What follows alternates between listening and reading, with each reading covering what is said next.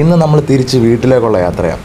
വേറൊന്നിനും വേണ്ടിയല്ല, എനിക്ക് ശനിയാഴ്ച ഒരു PSC എക്സാം ഉണ്ട്, അത് എഴുതുന്നതിന് വേണ്ടി. കണ്ടോ, നമ്മൾ വേണ്ട മംഗലാപുരത്ത് നിന്ന് ലോഡ് എടുത്ത് നേരെ ഞാൻ കണ്ണൂർ കൊണ്ട് ലോഡ് കെട്ടിയപ്പം വേറെ ഡ്രൈവർ വന്ന് അങ്ങനെ പുള്ളി വണ്ടിയായിട്ട് പോയി.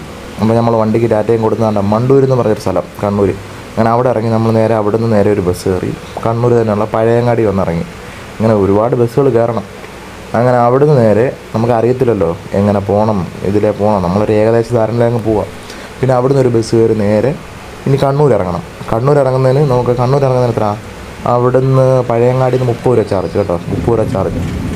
അങ്ങനെ അവിടുന്ന് നേരെ ബസ് കയറി കണ്ണൂർ ബസ് സ്റ്റാൻഡിൽ ഇറങ്ങിയിട്ട് അവിടുന്ന് ഒരു ഓട്ടോ വിളിച്ച് വേണമെന്ന് ഒരു ചേട്ടൻ പറയാം. അപ്പോൾ ബസ് ഇരുന്ന സമയം കൊണ്ട് അവിടുന്ന് ഏതൊക്കെ ട്രെയിനുണ്ട് എങ്ങോട്ടൊക്കെ ഉണ്ടെന്ന് നോക്കിയപ്പോഴത്തേന് കണ്ണൂർ നേരെ ആ സമയത്ത് ഒരു 11:55 കോഴിക്കോടോട്ടേ ഉള്ളൂ ട്രെയിൻ. അപ്പോൾ ഞാൻ കരുതി എന്നാൽ പിന്നെ നമുക്ക് കോഴിക്കോട് ഇറങ്ങാം, ബാക്കി അവിടെ ചെന്നിട്ട്. അങ്ങനെ ബസ്സിലിരുന്ന് ബസ്സിലെ സൈഡിലെ കാഴ്ചകളൊക്കെ കണ്ട് ഇങ്ങനെ പോയി ഒരു പാലമൊക്കെ കടന്ന് അതിലൊരു ട്രെയിനും പോകുന്നുണ്ട്. അങ്ങനെ നേരെ നമ്മൾ കണ്ണൂർ ബസ് സ്റ്റാൻഡിലോട്ടുള്ള ലക്ഷ്യമാക്കിയുള്ള പോക്കാം. ഏകദേശം കണ്ണൂർ ടൗണൊക്കെ ആയി. ബസ് സ്റ്റാൻഡിൽ ഇറങ്ങി അവിടുത്തെ ഒരു ഓട്ടോ വിളിച്ചു. ഓട്ടോയ്ക്ക് എത്ര, 30 രൂപ. റെയിൽവേ സ്റ്റേഷനിൽ ഇറങ്ങാൻ 30 രൂപ കൊടുത്തു. അങ്ങനെ ഓട്ടോ ചേട്ടനടുത്ത് കാര്യങ്ങളൊക്കെ സംസാരിച്ച് കണ്ണൂർ ടൗണിൽ കൂടെ കയറി. അതോ ഓട്ടോക്കാരൊക്കെ സമ്മതിക്കണം കേട്ടോ, ഈ ബ്ലോക്കിനുണ്ടെങ്കിൽ കുത്തിക്കയറ്റിക്കൊണ്ട് പോകുന്നത്. അങ്ങനെ നേരെ ഏതാണ്ട് നമ്മൾ കണ്ണൂർ റെയിൽവേ സ്റ്റേഷനിൽ ഇറങ്ങി. ചൂടെന്ന് വെച്ചാൽ അമ്മാര് ചൂട്. അങ്ങനെ വേണ്ട കണ്ണൂർ റെയിൽവേ സ്റ്റേഷനിൽ ഇറങ്ങി കോഴിക്കോട് ടിക്കറ്റ് എടുത്ത് 11:55 കോയമ്പത്തൂർ എക്സ്പ്രസ്, അതിന് 50 രൂപ ടിക്കറ്റ്. അങ്ങനെ നേരെ ആ ടൗണൊക്കെ ഒന്ന് കറങ്ങി കണ്ട് അന്നേരം ഏകദേശം 10:15 കണ്ടായതേ ഉള്ളൂ. വീണ്ടും അങ്ങനെ ഫുഡ് കഴിക്കണമല്ലോ, വിശന്ന്.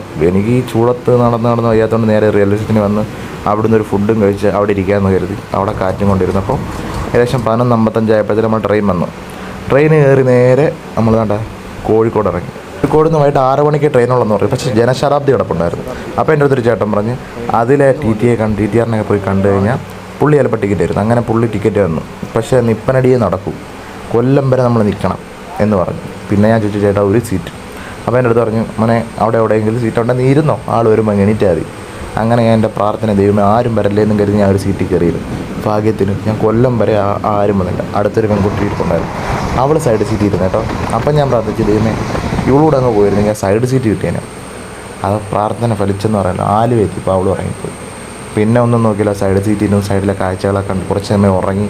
വേണ്ടേ ചേർത്തലയും ആലപ്പുഴയും തുമ്പോളിയും അങ്ങനെ സ്ഥലങ്ങളെല്ലാം കിടന്ന് എത്രയും പെട്ടെന്ന് കൊല്ലത്തെത്രയെന്നുള്ള പ്രാർത്ഥനയിൽ, ട്രെയിൻ സ്പീഡ് എങ്ങും നിർത്തരുത് എന്നുള്ള പ്രാർത്ഥനയിൽ അങ്ങനെ കായംകുളവും കഴിഞ്ഞ് വേണ്ട നമ്മൾ കൊല്ലത്തേക്ക്.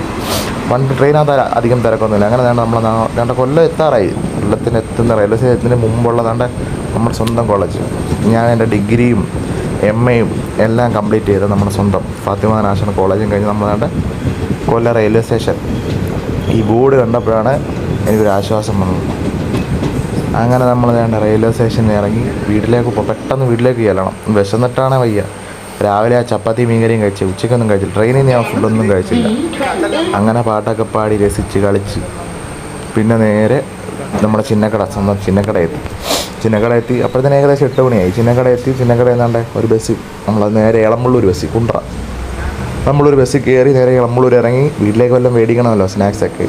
വീട്ടിലെ ആൾക്കാരൊക്കെ ഉണ്ടല്ലോ. അങ്ങനെ അവിടെ നിന്ന് അനിയൻ വന്ന് ബൈക്കിനകത്ത് വിളിച്ച് നേരെ വീട്ടിലെത്തി. ഇനി വീട്ടിൽ കിടന്നുറങ്ങി രാവിലെ PSCക്ക് പോകണം. അപ്പോൾ നമ്മുടെ വീഡിയോ ഇഷ്ടപ്പെടുന്ന എല്ലാവരും നമുക്ക് ലൈക്ക് ചെയ്യണം, സപ്പോർട്ട് ചെയ്യണം. അപ്പോൾ അടുത്ത വീഡിയോ കാണാം. ടാറ്റ.